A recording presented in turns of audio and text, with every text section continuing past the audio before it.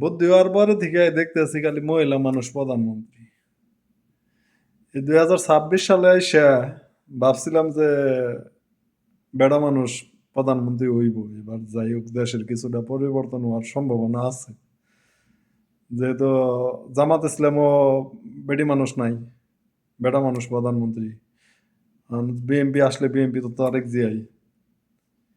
এর মধ্যে যে যারা প্রধানমন্ত্রী বানাইছে, ভাবছিলাম তো লন্ডন থেকে মোটামুটি ভালোই কথা কইতো, শুই না তাও একটু ভালো লাগছিল না, প্রধানমন্ত্রী হলে কিছু করার সম্ভাবনা আছে, যাই করুক না করুক একটু দাপট দেখাইতে পারবো পুরুষ মানুষের।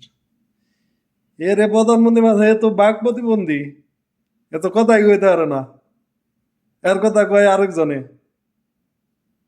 আর হ্যাঁ খালি টেবিল থাপড়ায়।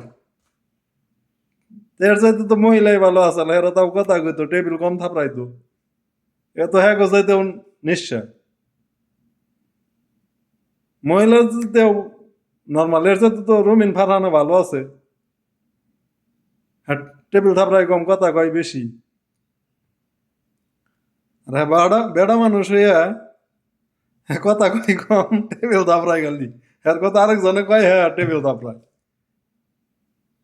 বাক প্রতিবন্ধী বানাইছে প্রধানমন্ত্রী।